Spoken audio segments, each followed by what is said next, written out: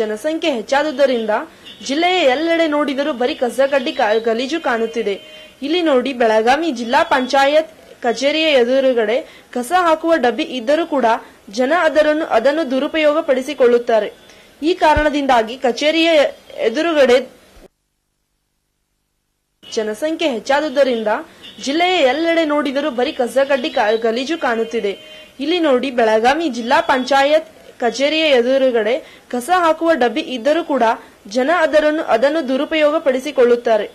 ಈ ಕಾರಣದಿಂದಾಗಿ ಕಚೇರಿಯ ಎದುರುಗಡೆ ದುರ್ವಾಸನೆ ಹಿಡಿದಿದೆ. ಅಲ್ಲಿ ಅಂಗಡಿ ಮಾಲೀಕರಿಗೆ ತಡೆಯಲಾರದೆ ಮಹಾನಗರ ಪಾಲಿಕೆ ಬಹಳಷ್ಟು ಸಲ ಮನವಿಯನ್ನು ನೀಡಿದ್ದಾರೆ. ಆದರೂ ಅದರ ಏನೂ ಪ್ರಯೋಜನವಾಗದೆ ಅಲ್ಲಿಯ ವಾತಾವರಣ ಹಾಗೆಯೇ ಉಳಿದಿದೆ. ಅದಕ್ಕಿಂತ ಮುಂಚೆ ಇದನ್ನು ಜಡ್ಪಿ ಆಫೀಸ್ ಅವರು ನೋಡಿದರೂ ಕೂಡ ನೋಡದ ಹಾಗೆ ಇದ್ದಾರೆ. ಇದಕ್ಕೆ ಸಂಬಂಧಪಟ್ಟ ಅಧಿಕಾರಿಗಳು ಇನ್ನು ಕೂಡಲೇ ಸರಿಪಡಿಸಿಕೊಡಬೇಕೆಂದು ಅಲ್ಲಿಯ ಜನ ಆಕ್ರೋಶ ವ್ಯಕ್ತಪಡಿಸಿದ್ದಾರೆ. ಕುಮುದಾ ಟಿವಿಯೊಂದಿಗೆ ಮಾತನಾಡಿದ ನಾಗರಿಕರು,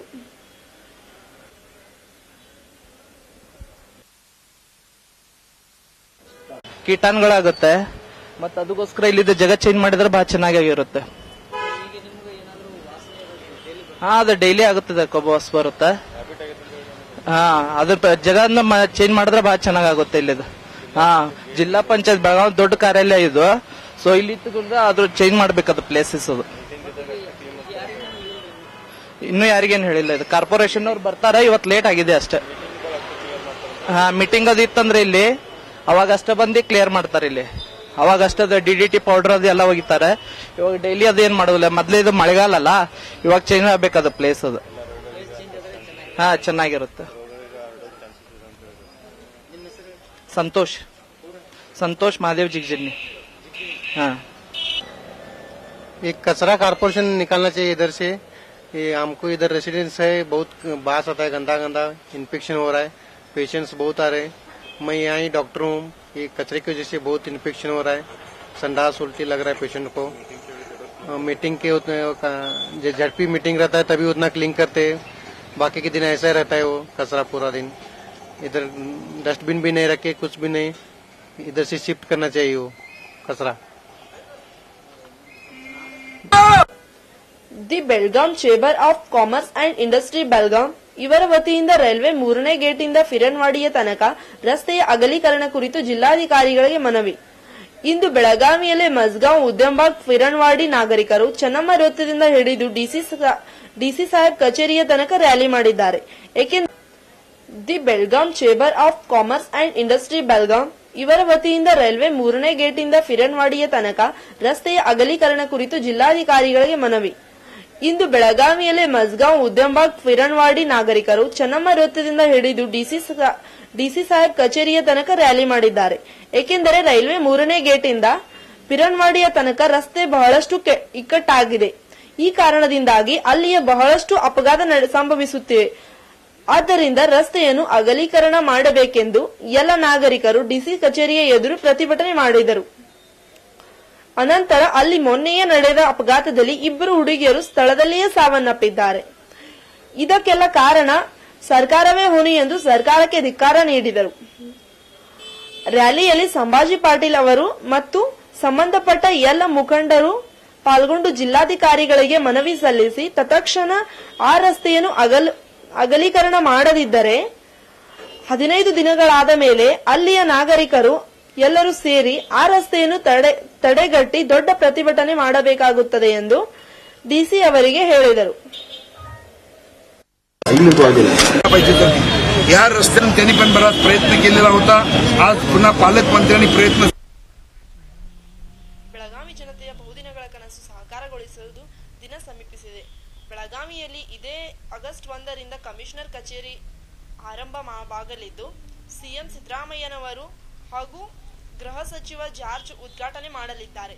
ಹಳೆ ಎಸ್ಪಿ ಕಚೇರಿಯಲ್ಲಿ ಆರಂಭವಾಗಲಿರುವ ಈ ಆಯುಕ್ತರ ಕಚೇರಿಗೆ ಐಜಿಪಿ ಭಾಸ್ಕರ್ ಅವರು ಸಾರಥ್ಯ ವಹಿಸಲಿದ್ದಾರೆ.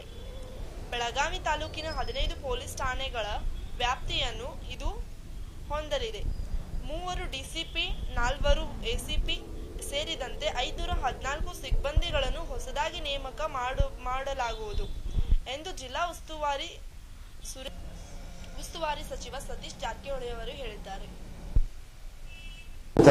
ಒಬ್ರು ಪೊಲೀಸ್ ಉಪಾಯುಕ್ತರು ಕಾನೂನು ಮತ್ತು ಸುವ್ಯವಸ್ಥೆ ಮತ್ತೆ ಮ್ಯಾಜಿಸ್ಟ್ರೇರಿಯಲ್, ಮತ್ತೆ ಎರಡನೇ ಪೊಲೀಸ್ ಉಪಾಯುಕ್ತರು ಸಂಚಾರ ಮತ್ತೆ ಸಂಚಾರ ಅಪರಾಧ ಹಾಗೂ ಆಡಳಿತ, ಮೂರನೇ deputy commissioner police armed reserve and mounted ಪೊಲೀಸ್ಗೆ ಮತ್ತೆ ಟ್ರೈನಿಂಗ್ ಅವ್ರಿಗೆ ಇರ್ತಾರೆ. ಮತ್ತೆ ಈಗ ನಮ್ಮ ಬೆಳಗಾಂ ತಾಲೂಕು ಕಮಿಷನರ್ ವ್ಯಾಪ್ತಿ ಬರ್ತದೆ ಈಗಾಗಲೇ ಸಾಹೇಬರು ಹೇಳಿದ್ರಲ್ಲ. ಸೊ ಈಗ ನಮ್ಮ ಹತ್ರ 3 ಜನ ಡಿಎಸ್ಪಿಗಳಿದ್ದಾರೆ.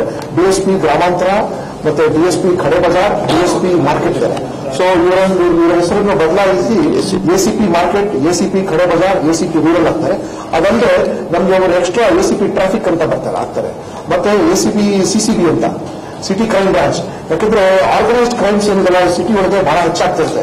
ವಿಶೇಷವಾಗಿ ಆರ್ಗನೈಸ್ಡ್ ಕ್ರೈಮ್ ಅಂದ್ರೆ ಲ್ಯಾಂಡ್ ಗ್ರಾಬಿಂಗ್ ಕೇಸಸ್, ಹವಾಲ ಮತ್ತೆ ಡ್ರಗ್ಸ್ ಮತ್ತೆ ಇಂಟರ್ಸ್ಟೇಟ್ ಬಾರ್ಡರ್ ಇರೋದ್ರಿಂದ ಇಂಟರ್ಸ್ಟೇಟ್ ಬಾರ್ಡರ್ ಕ್ರೈಮ್ಸ್ ಸಾಧ್ಯತೆ ಮಾಡುತ್ತೆ. ಸೊ ಅದಕ್ಕೆ ಒಂದು ಸಪರೇಟ್ ಎಸಿಪಿ 5 ಜನ ಎಸಿಪಿ ಇರ್ತಾರೆ. ಅದಲ್ಲದೆ ಡಿಸಿಪಿ ಸಿಟಿ ಆರ್ಮ್ ರಿಸರ್ವ್ ಇರುತ್ತಲ್ಲ, ಡಿಸಿಪಿ ಸಿಟಿ ಆರ್ಮ್ ರಿಸರ್ವ್ ಕೈಗಳಿಗೆ ಎಂಟೈರ್ ಮೋಟಾರ್ ಟ್ರಾನ್ಸ್ಪೋರ್ಟ್ ಸೆಕ್ಷನ್ ಮತ್ತೆ ಜೈಲಿಗೆ ಕೊಡುವಂತ ಅಸಿಸ್ಟೆನ್ಸ್ ಇಲ್ಲಿಗೆ, ಮತ್ತೆ ಎಲ್ಲ ಗಣ್ಯ ವ್ಯಕ್ತಿಗಳಿಗೆ ಗನ್ಮನ್ಗಳು ಕೊಡೋದು, ಮತ್ತೆ ಏರ್ಪೋರ್ಟ್ ಸೆಕ್ಯೂರಿಟಿ. ಈ ವಿಶೇಷವಾಗಿ ವಿಮಾನ ನಿಲ್ದಾಣ ಮತ್ತು ಸುವರ್ಣಸೌಧ ಇಲ್ಲೇ ಇರೋದ್ರಿಂದ ಸ್ವಲ್ಪ ಗ್ರಾಮಾಂತರ ಭಾಗದಲ್ಲಿ ಕೂಡ ನಾವು ಕಮಿಷನರೇಟ್ ವಿಸ್ತರಣೆ ಹೆಚ್ಚು ಮಾಡಲಾಗಿದೆ. ಅದನ್ನು ಆ ಕಾರಣಕ್ಕಾಗಿ ಮತ್ತೆ ಈಗ ನಗರದಲ್ಲಿ 850 ಪೊಲೀಸ್ ಸಿಬ್ಬಂದಿ ಇದ್ದಾರೆ. ಈ 850 ಅಲ್ಲದೆ ಇನ್ನೂ 514 ಹೆಚ್ಚುವರಿಯಾಗಿ ಬರ್ತಾರೆ. ಸೊ ಈಗ ಆಗಸ್ಟ್ 1 ಸಾಹೇಬರೆಲ್ಲ ಪ್ರಾರಂಭ ಆಗ್ತಾ ಇದೆ ಅಂತ.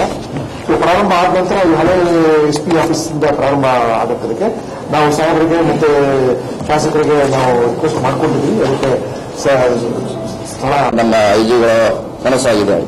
ಬೆಂಗಳೂರಿನಲ್ಲಿ ಎಲ್ಲ ಪದೇ ನಾವು ಬೆಂಗಳೂರಿಗೆ ಹೋಗಬೇಕು. ಯಾವುದೋ ಒಂದು ಸೈಬರ್ ಕ್ರೈಮ್ ಇರ್ಬೋದು, ಫಿಂಗರ್ ಪ್ರಿಂಟ್ಸ್ ಇರ್ಬೋದು, ಎಲ್ಲದಕ್ಕೂ ನಾವು ಫೈನಾನ್ಷಿಯಲ್ ಕ್ರೈಮ್ ಇರ್ಬೋದು. ಈಗಾಗಲೇ ನಮ್ಮ ಮೊನ್ನೆ ಹೋಮ್ ಮಿನಿಸ್ಟರ್ ಕೂಡ ಒಂದು ಸ್ಟೂಡೆಂಟ್ಗೆ ಯಾವ ರೀತಿ ಎನ್ಸಿಸಿಯಲ್ಲಿ ಟ್ರೈನಿಂಗ್ ಇದೆ, ಕೇರಳ ಮಾದರಿಯಲ್ಲಿ ಕೂಡ ನಮ್ಮಲ್ಲಿ ಇನ್ವಾಲ್ವ್ ಮಾಡ್ಕೋಬೇಕು. ಪೊಲೀಸ್ ಜೊತೆಗೆ ವಿದ್ಯಾರ್ಥಿಗಳನ್ನು ಕೂಡ ಅವರಿಗೆ ಟ್ರೈನಿಂಗ್ ಕೊಡುವಂತ ಕೆಲಸ ಕೂಡ ಆಗಿದೆ. ಸ್ಟೂಡೆಂಟ್ ಪೊಲೀಸ್ ಕ್ಯಾಡೆಟ್ ಸುಮಾರು 17 ನಮ್ಮ ಐಜಿಗಳ ಬಹಳ ಆಸೆ ಅಂದರೆ ವಿಶೇಷವಾಗಿ ಮೈಸೂರಿನಲ್ಲಿ ಕುದುರೆಗಳ ಮೇಲೆ ಏನು ನಿಯಂತ್ರಣ ಮಾಡುವಂತಹ ಒಂದು ವ್ಯವಸ್ಥೆ ಇದೆ, ಅದು ಬೆಳಗಾವಿ ಕೂಡ ಬರಬೇಕಂತ ನಮ್ಮ ಆಸೆ ಇದೆ.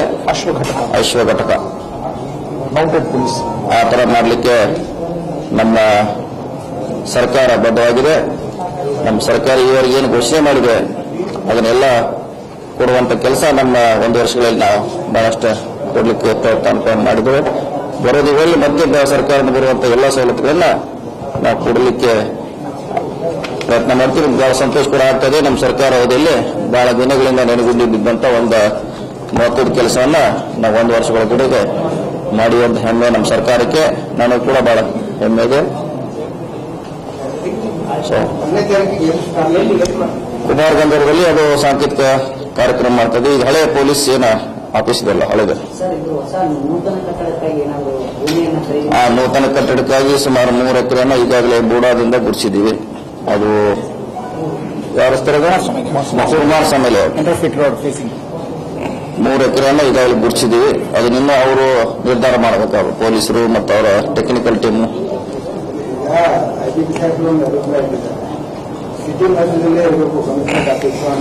ಹೌದಾ, ಅದನ್ನು ಕೂಡ ಅವ್ರು ಹುಡುಕ್ಲಿಕ್ಕಿದ್ರೆ ಕೊಡ್ಲಿಕ್ಕೆ ನಾವು ಪ್ರಯತ್ನ ಮಾಡ್ತೀವಿ. ಈಗ ನಮ್ಮ ಕಡೆ ಇರೋದು 3 ಎಕರೆ ನಮ್ಮ ಕಡೆ ಇದ್ದೇ ನಾವು ಕೊಡ್ಲಿಕ್ಕೆ ಪ್ರಯತ್ನ ಮಾಡಿದ್ವಿ. ಅದನ್ನೇನಾದ್ರು ಅವ್ರು ಗುರ್ಸಿರೋ ಅದ್ರ ಕೂಡ ನಾವು ಕೊಡ್ಲಿಕ್ಕೆ ಪ್ರಯತ್ನ ಮಾಡ್ತೀವಿ.